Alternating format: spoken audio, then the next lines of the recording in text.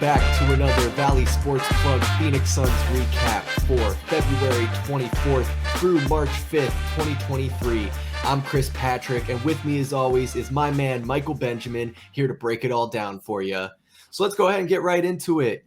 In the last 2 weeks, the Suns would go 4-1, their record now at 36-29 on the season. The All-Star break is over, and we're now in the home stretch with just 17 games left to play this season.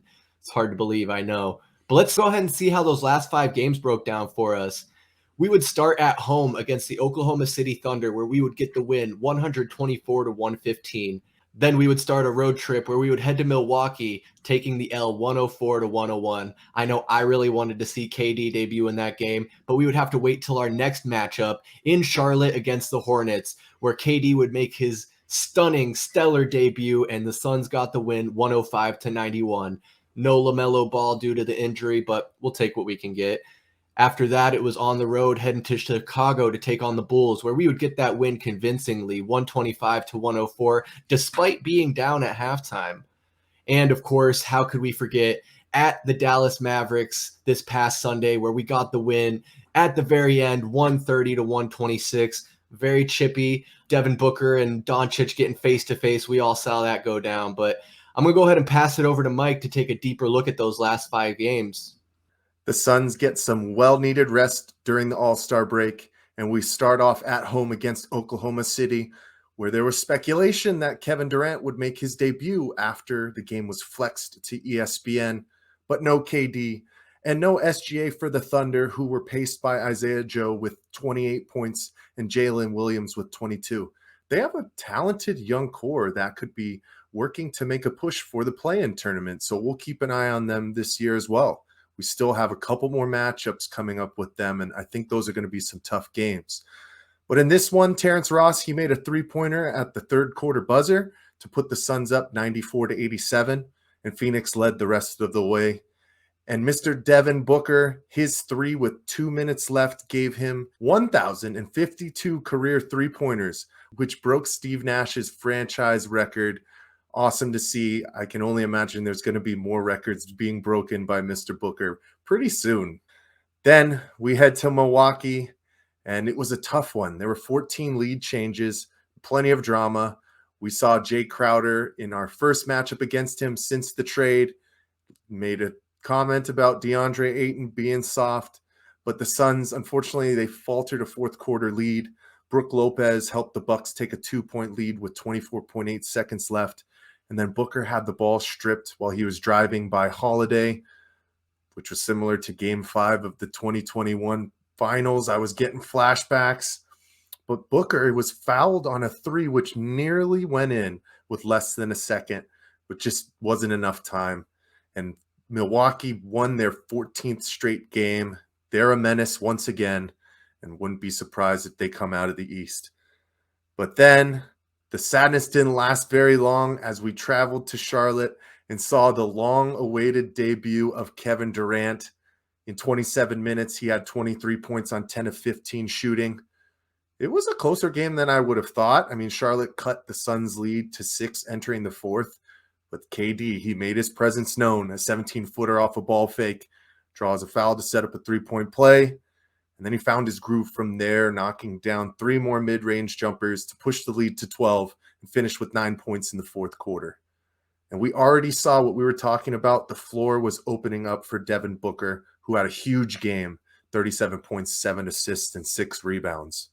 But that was just the start. We went to Chicago, and like Chris said, handled business pretty easily. Josh Okogie had an outburst, 25 points, 5 made three-pointers. Once again, Durant is making his presence known, and on only 10 shots, had 20 points, 9 rebounds, and 6 assists. And Phoenix dominated the second half against Chicago. They outscored the Bulls by a combined 65-40 after trailing by 4 at halftime. And then, possibly the game of the year in the final regular season matchup between the Suns and the Mavs, we outlasted them. Put up by a furious effort by Kyrie Irving with 30 and Luka Doncic, who shot 17 of 19 from the foul line. We had some key contributors down the stretch. Ish Wainwright had 4 threes, 3 corners threes, and a huge wing 3 with 2:07 left, putting up the Suns by 2. And Durant and Booker put on a masterclass, combined for 73 points on 27 of 42 shooting from the floor. Just incredible. And it seemed like the minutes restrictions were off for Durant. He played 40 minutes and hit the game-winning fading jumper over Hardaway Jr. with 11 seconds left. Doncic had a chance to tie it with his patented driving shoulder dip push-off, but he missed the layup. And of course, we saw a kerfuffle between Doncic and Booker, and later Irving and Booker. And I wouldn't be surprised if this is another early matchup in the playoffs, just like last year. But what a game. What a start for the Kevin Durant era. And the Suns find themselves in 4th in the Western Conference with a 36-29 record. Can't wait to see where we go from here. But Chris, let me know what you've been seeing the past 2 weeks. Yeah, man, I really like what I've been seeing, especially since Kevin Durant has made his debut, and I'm really excited to see what this team can do moving forward. We were talking a bit ago, the Suns had a couple of tough stretches with Devin Booker out and before the trade deadline where we had a 5-game losing streak and a 6-game losing streak, and really starting to wonder what this team was going to be made of, but starting to turn it around. I did want to interject one little fun fact. You mentioned Brook Lopez. For anyone who doesn't know, he is the all-time leading Nets scorer to this day, and that's a fact. But we're not here to talk about Brook Lopez or the Milwaukee Bucks. I want to talk about some guys who have been putting up some numbers here in the past 5 games. I want to talk about Chris Paul, who's really been stepping up, and it's really been impressing me how he's staying healthy and getting these guys integrated. I want to see him scoring a bit more, not waiting until the fourth quarter to start getting involved scoring-wise. But in the last 5 games, he's averaging 11.6 points, 8.2 assists, and 4.2 rebounds. I know we want to see him averaging 10-plus assists, but that's not always going to be the case, especially now that we have Kevin Durant, who's going to get assists on his own and really be able to spread the floor. You know, a guy like Josh Okogie, he's averaging 12.8 points per game, 4.4 rebounds, and 1.4 steals in the last 5 games. Did have a bit of a disappointing showing against the Mavs where he was 0 of 8 from the three-point line. But Monty Williams, where I think he normally would have stuck with his guys, ended up pulling Josh Okogie and going with Ish Wainwright, who really might have ultimately won us that game against the Mavericks, hitting 4 of 5 3-pointers, including 3 clutch 3-pointers down the stretch. I mean, without that, I don't know what that game would have looked like. And last, I'll mention, of course, our boy DeAndre Ayton. I think the guys on 98.7 this week were calling DeAndre Ayton the highest paid role player in the league. And maybe that's fair, but in the last 5 games, he's averaging 13.6 points, 11.4 rebounds, and 1.2 blocks. In the last 5 games, 3 of those last 5 games were double-doubles.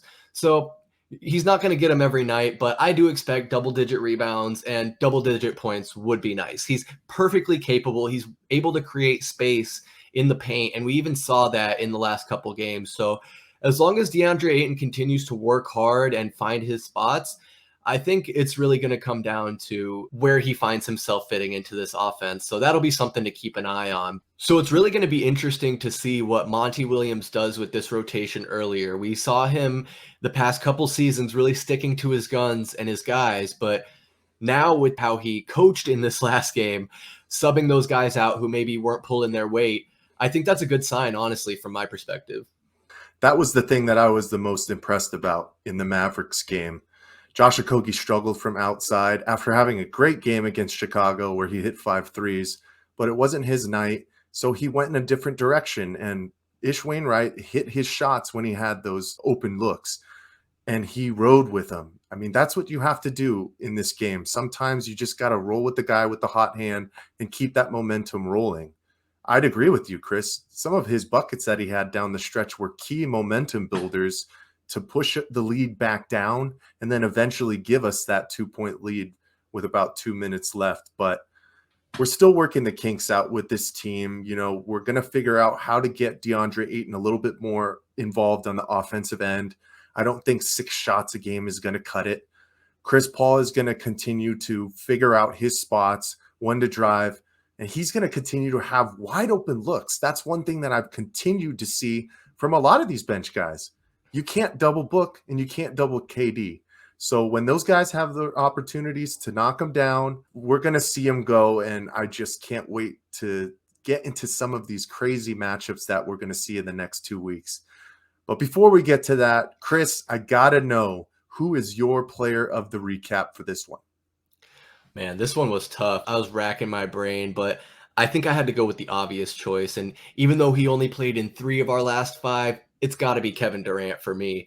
Already averaging 26.7 points, 7.3 rebounds, and 3.7 assists as a Phoenix Sun. I mean, he picked up where he left off. He was out with an injury, had some time away, but as soon as he's healthy, man, he's ready to go. And that's honestly exactly what we needed. He's taken the pressure off of Devin Booker and DeAndre Ayton and really able to make those clutch buckets. I mean, he basically hit the game winner and the game winning free throws in that game against the Mavericks. I think any Suns fan is just grinning ear to ear seeing him go to work every night, and really optimistic for what a potential playoff run will look like for this team. I know I'm giddy to get through these last games and get to the playoffs, see what that looks like, but feeling real good about this team so far. Mike, but I got to pass it over to you, man. Who's your player of the recap? I mean, that's a great one, Chris. KD proving himself to be the ultimate plug-and-play guy, maybe in NBA history, but I had to go with Devin Armani Booker. I've been waiting all season to do it. You know, he's had his stints with his injuries, but the guy has just been on another level. I mean, his last 5 averaging 31.4 points, 7.8 assists, 5.2 rebounds. And these last 3 games since Kevin Durant has been on the floor with him, he's averaging 36 points a game on 56% field goal shooting and 50% from 3. The guy has come out and made a statement. He put the league on notice. If you were wondering if he was that guy, you better know now. And I remember when we were talking about the trade at the first part, I was wondering if his points per game were going to shoot up with the ability and the open floor that was going to be created from adding a Kevin Durant. And it's already showing early. Is he going to be able to continue those kind of numbers? I don't think so. But if you continue at that clip and you keep playing at a high level, he's become such a great shot creator. And now his overall game is just incredible. Against the Mavericks, he had 10 assists. He's been averaging about 8. He's getting his guys involved. He's taking his shots, and he's leading us right alongside KD. Just incredible last couple of games. And like I said, I'm so excited to see what's going to happen next with some key high-profile matchups coming up. So with that being said, Chris, what do we got on the docket for the next 2 weeks? Yeah, honestly, a real interesting slate coming up. More of a home stretch. We're going to play Oklahoma City twice, including our first game. We're going to play the Sacramento Kings. They've been looking real hot. Then we're going to take a quick trip over to Golden State. That game's going to be nationally televised on ESPN. They just got Steph Curry back, so they're trying to find their rhythm and how all their high-caliber guards fit into that rotation. And, of course, I'm really excited for this home game against the Milwaukee Bucks.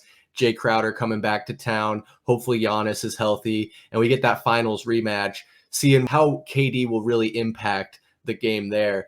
Finishing out these last few games in the next 2 weeks, we're going to be at home against the Orlando Magic and then on the road taking on the Oklahoma City Thunder. We're actually playing them 3 of our last 17 games, the Oklahoma City Thunder.